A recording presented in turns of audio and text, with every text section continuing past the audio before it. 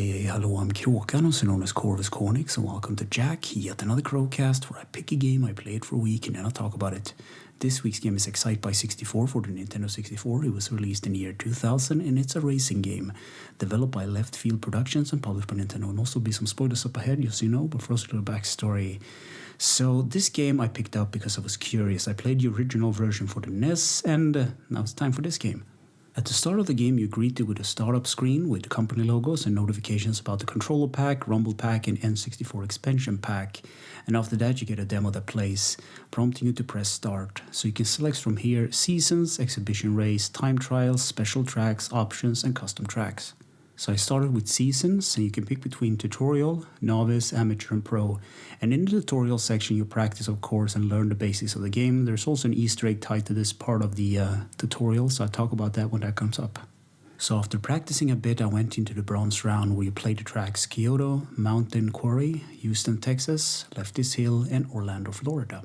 So the first of the track is Kyoto. So here you get to choose what kind of rider you want, and it's an inside stadium.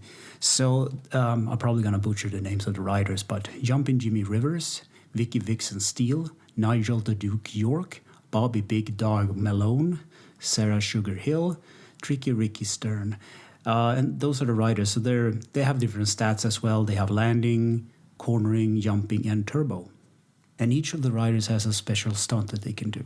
This is a huge frustration that I have at the game, a huge grudge if you will. Almost every time when you hit an opponent you get sent flying. It's just like the NES version, but somehow this game makes it more frustrating. So after playing for a bit I figured out, how to play the game. So you boost on long stretches and you slow down in the curves or you try to drift. The next course is Mountain Quarry, and of course it's in a quarry with blue skies, pine trees and snow. And the announcer at this point was getting on my nerves because he repeats a lot of things over and over again. I get it that there are a few sound bites you can fit into an N64 cartridge, but it's too repetitive. I should also mention that the rubber banding on novice difficulty is not that bad actually, but I can only imagine that it gets harder and more frustrating in the harder settings. Next up is Houston, Texas, and it's an indoor arena, and I have nothing to say about it because it's an indoor arena. What do you say about indoor arenas anyway? Next up is Lefty's Hill, and it's out on the countryside, so you drive through barns and stuff, and there are streams of water, and it's actually kind of nice. Next up is Orlando, Florida, and of course it's an indoor stage arena yet again. And of course I didn't make it that far. I got a splash screen at the end saying, "You lose, try again." You have a couple of other modes in this game. You have the exhibition race where you can select individual tracks, and that would have been nice going into this game because you can actually practice the tracks before you go into the main racing mode. You have special tracks, and one of them is the desert. So it's a random generated desert where you have bonfires that acts like checkpoints. You have stunt course where you're inside a stadium and do stunts. You have the classic Excitebike, and that is on Excitebike I should have said, and that is unlocked by completing the tutorial. And then you have soccer mode, which you can lock, and it's a bit like Rocket League, but with motocross. Then you have hill climbing, which is exactly what it sounds like, and it's very easy to fall off the hill. And that's pretty much the game. So, gameplay. It's Excitebike, you race, you do tricks, you unlock courses and features. Control, the left stick is movement and maneuvering of the bike. A is accelerate, the B is brake. L and C is turbo.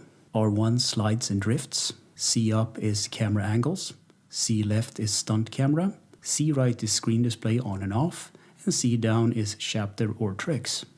Graphics. So this game looks pretty good for Nintendo 64 standards. It has a high-res mode in the options, and it's enabled by using the expansion pack. It looks pretty good, but the game runs so slow when it's enabled.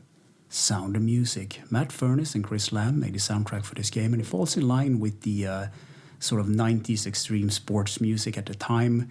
So I like Mountain Quarry and Lefty's Hill, and yeah, they're pretty good tracks. Easter eggs, secrets, and glitches. So there's a hidden sheets menu that you can pull up by holding the L button, the C right button, the C down button, and plus A. And if done correctly, you're prompted with a keyboard where you can enter codes. And most of these are actually just cosmetics. They make big heads, small heads, and funny things.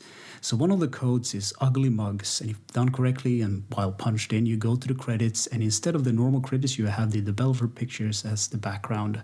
And it's a fine little Easter egg. So in conclusion, I wrote, no, it's not for me. The control feels a bit off, but that just might be me not getting used to the controls. The graphics are pretty good. The music is so 90s, extreme sports, in your face. I like that. It has things going for it, but the main point is that I didn't have fun playing. But at least I'll have a complete copy in box with a protective sleeve in my shelf, gathering dust for the rest of eternity. So that's that's something at least. The cover is actually pretty good, so it looks good on my shelf at least. But anyway, thank you for listening and or watching, and take care.